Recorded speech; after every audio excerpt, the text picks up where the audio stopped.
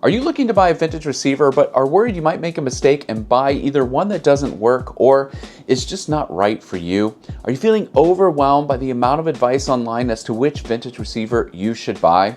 Hi there, my name is Aaron, and over the last 10 years I have bought and sold a lot of vintage receivers and have made some big mistakes along the way that cost me time and money.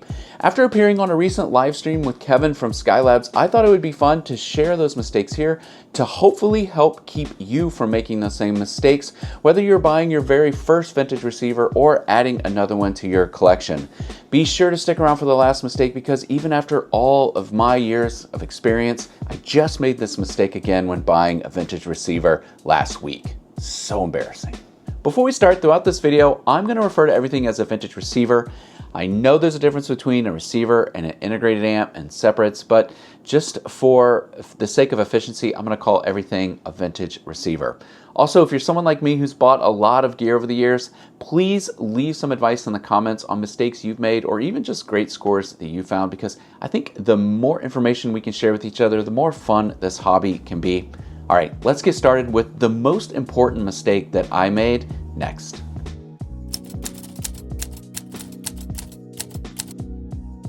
The biggest mistake I made when first getting into buying vintage receivers was thinking that I needed to have a lot of power.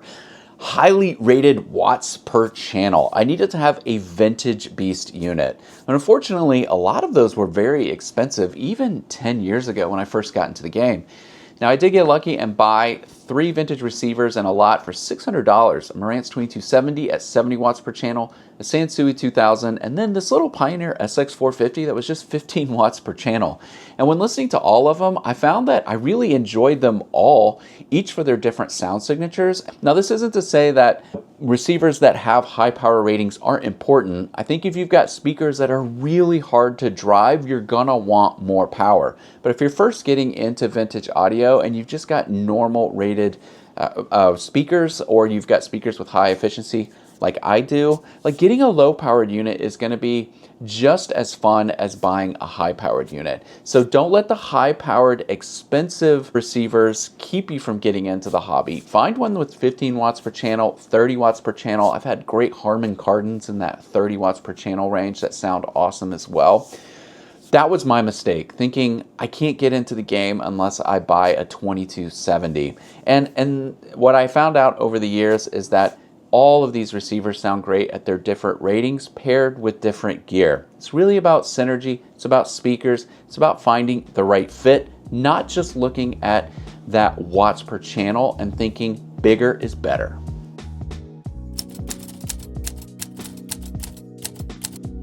The second biggest mistake I made was assuming that I could buy something cheap online because it was listed as broken for parts to repair and fix it myself. Sometimes that was absolutely the case. I would get a cheap unit and somebody would say, it sounds horrible. When I adjust the volume, it sounds staticky. And I would just get in there and clean it with deoxit and it would sound great and it would work awesome. And I would have a cool vintage receiver for 50 or 100 bucks. All it needed was cleaning. I'm sure everyone in this hobby has had that happen. But if you find that that happens once and then you get kind of addicted to wanting to buy more and hope that that will be the same case, just giving you a piece of advice that I own several units that I thought that would be the case, and it ended up being something much more cumbersome to repair. And I don't know how to do it because I am not that professionally trained. I can watch a video on YouTube or read something on Audio Karma and maybe figure it out. But when you start getting into having to locate a noisy transistor or rebuilding a power supply or something along those lines, it's really a lot more than I'm capable of doing. And so what happens is you end up with a lot of broken units sitting around and then having to put that much more money into it to have it repaired. So that's the second mistake that I ever made. If you're somebody that likes to gamble, keep picking them up and hoping for the best. But if you're just getting into it and you see one and somebody's listed it as having some issues, then maybe just proceed slowly and make sure that you really understand what those issues are before jumping in and buying that unit.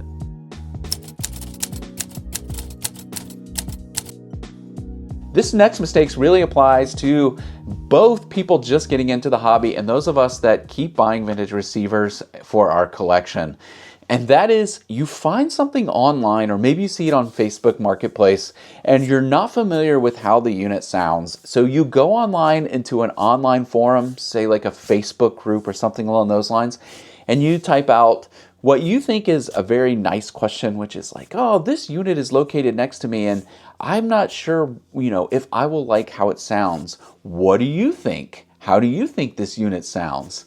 I guarantee you're going to get so many conflicting answers that you're not going to be able to really have the information you need to make the right decision.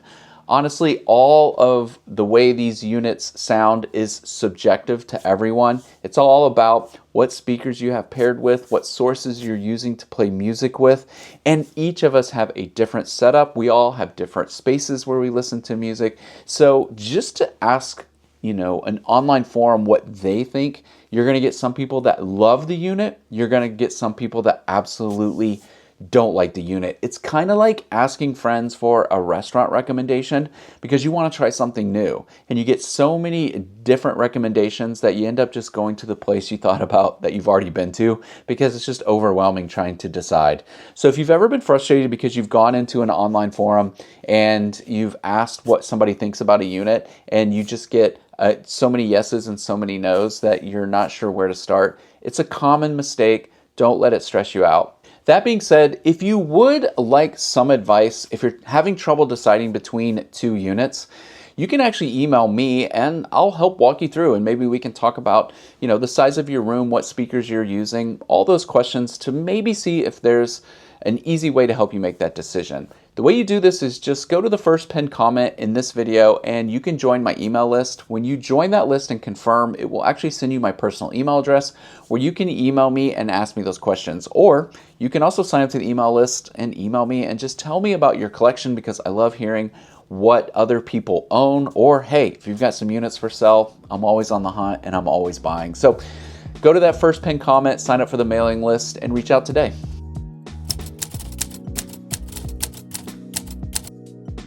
This next mistake is one that I learned the hard way, and that is when you're buying vintage audio, you really need to be prepared to spend more money for repairs and maintenance. Here's an example. If you were to walk up to a barn and there was an awesome vintage car and it's been sitting there for 20 or 30 years and you buy it, do you really think it's going to start right up and you're going to be able to drive it home and keep it on the road for the next 2 years without paying any money for maintenance or repairs? No. It's oftentimes the same thing with vintage receivers, which, by the way, I have found in old barns and garages, and they've been sitting there for 20 years and haven't been used. And yeah, I bought them and they needed repair. They needed money to get them back running like they should. The good news is these units are repairable, but you just need to be mentally prepared to spend that money. And in my opinion, it's not a bad thing to buy a unit and to have to invest more money into a vintage receiver down the road. These units aren't being made again. So when you find one, you own a piece of history, and it's okay to spend money to have them repaired. Like, don't buy one and then have it break in a few years and think you made a bad decision. You didn't. It's just, there's a good chance that unit is 40 to 50 years old and it needs maintenance. So it's okay to put the money into it because you're keeping and holding on to that piece of history. You can't walk out tomorrow and buy that same unit. So you're just going to have to be mentally ready to set some money aside and be ready to spend it when the unit stops working to get it back up and running again.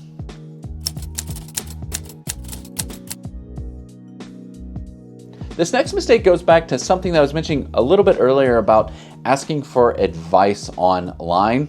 And this one is that I think when we're using the internet to try to help us to determine which receiver we buy, we actually research the wrong thing. I think a lot of people go online and they say, oh, there's a Pioneer SX450 next to me. How does it sound? Should I buy it at this price? And again, you get all those conflicting answers. I think that's the wrong research. What I would advise kind of goes back to my previous car example. Oftentimes when you're shopping for a used car, what I do is I'll go type in that car, the year and the make and the model, and then something like common problems or engine issues. And then you can see what all of the problems are with that car, and is it something that's catastrophic that is going to make it a bad investment for you, or is it something that you just need to be mentally prepared for to repair, kind of like what I was talking about in the last point. Because for instance, if you go online and search for common issues for a Pioneer SX450 or a Sherwood 7100, you're going to see that they oftentimes have volume knob issues. And that's just something that you need to be prepared for to spend the money to fix if you buy one that's working. Another common issue, like with Marantz 2270s, is that the power switch just breaks. And if you buy a 2270 and that breaks, don't freak out. It's a common issue. And so for me, I think it's more important to go online and look for what you are getting into and how much it might cost you to repair it down the road.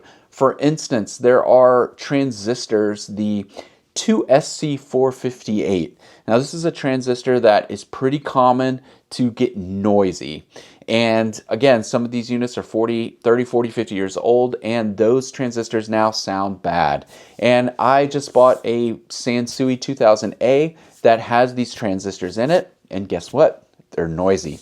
So if you find a unit near you, what I would advise, instead of going online and asking somebody how does it sound, go online into the forums and see if you can find what the common issues are, and just ask yourself, are you prepared to eventually have to deal with those issues? Because if you see it enough, it's going to eventually happen with that unit. That's what I would research more than how does the unit sound.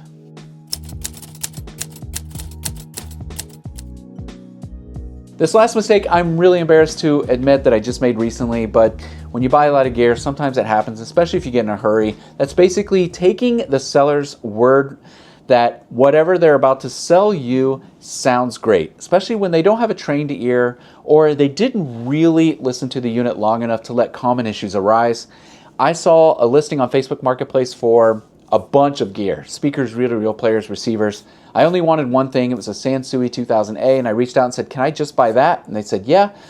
The seller said, yes, I just plugged it up and it sounds great. So I went to his house in the garage. We're listening. For the few minutes I was able to listen to, it did sound okay, but I knew from owning this unit previously that it has noisy transistors that almost always need to be replaced, and over time those are going to go bad. Sure enough, 2 days later, I bought it. 2 days later, while listening to it, the right channel got noisy and distorted, and those transistors have to come out and be replaced. Luckily, because I knew that, I was able to negotiate a really great price from that seller, and he was willing to let it go, knowing that even though he thought it sounded great in a couple minutes, he knew he also hadn't spent long enough time with it to let those problems arise. So you always got to be careful when you're buying things from people that just aren't experienced, that even though they think it sounds great, there's a good chance they didn't really test it enough to know that there's going to be things that will pop up even a couple days later when you get it home and start listening to it. Another great example is some of the issues I had when buying a Sherwood from a friend whose family member had given it to him, and he said, pretty sure it sounds and works great. And I found out that it was going to actually not be the case. If you'd be interested in watching a video about that receiver and what all I went through to get it up and running, you can do so by watching this video here.